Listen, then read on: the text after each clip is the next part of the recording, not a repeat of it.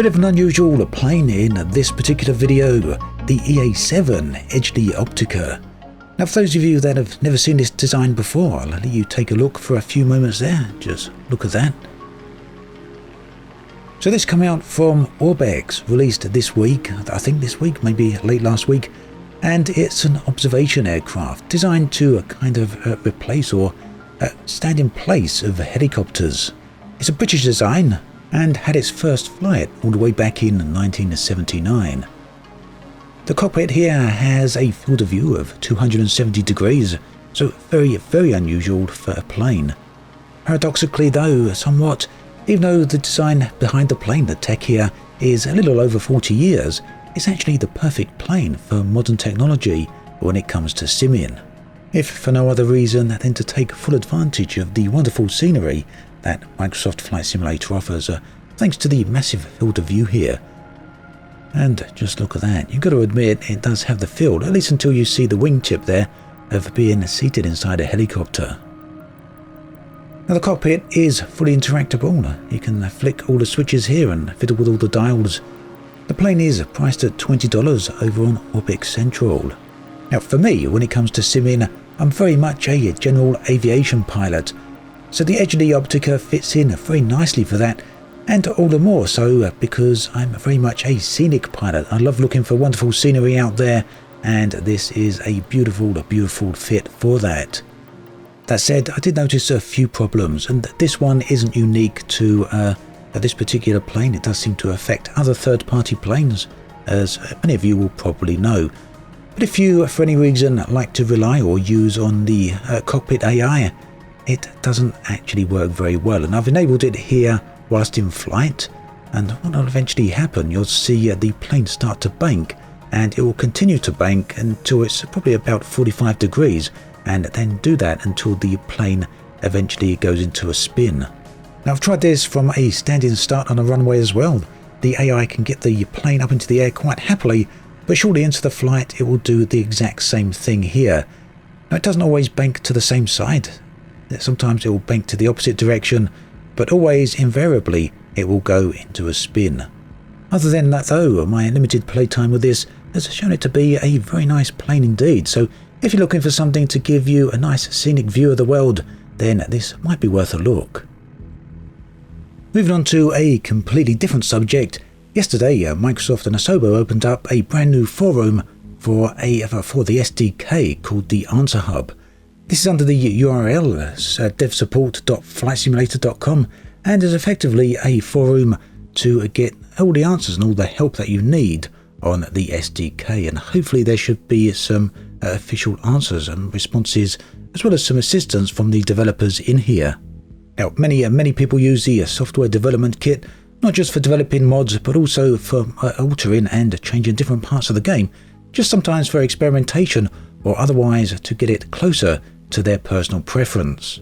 But whichever your approach, whichever way you cut it, the SDK is definitely a huge part of a flight simulator going forwards. So there's been a number of ongoing problems with the SDK. It's not quite up to scratch yet. In fact, that perhaps may be a bit of an understatement. I know some developers are certainly struggling with it, whilst others have managed to get products out there, but it's still a work in progress, I guess. And as things start to come online, as it starts to get into a more tip-top shape, we should hopefully start seeing improved products being released for the platform. The AnswerHub then is definitely a very nice step towards this continued improvement, so if you want to take a look at it, do have a look at the link in the video description, but do keep in mind that this isn't the place for questions about the sim itself, it's a place for questions and answers on the software development kit. Now another thing from Orbx here, this time Volanta. Volanta, of course, is the flight tracking app. There's many of them out there. This one tracks a whole load of different flights. We've got many different active flights here. These are all user flights, all people flying around in Microsoft Flight Simulator. And if we look over here, we can see the different apps, the different tracking networks that they're actually using. It seems Volanta is quite popular indeed. Volanta is free to use. You can download it from the website linked in the video description. It just needs to use SimConnect, which will connect it directly to Microsoft Flight Simulator, and it will then be able to actively track your flights.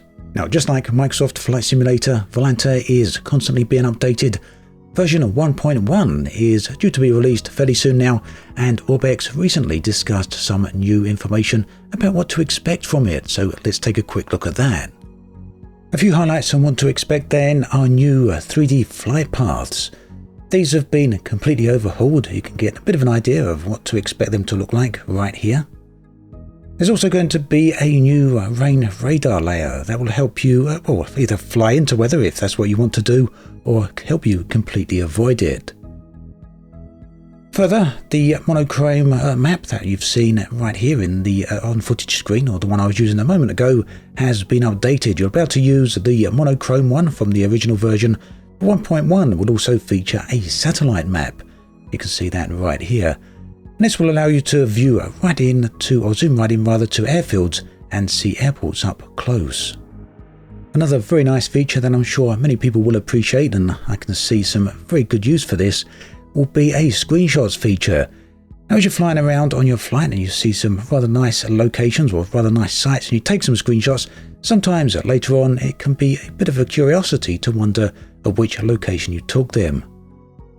Well, Volanta will allow you to fix this problem simply by bookmarking exactly the location that you took the screenshots at.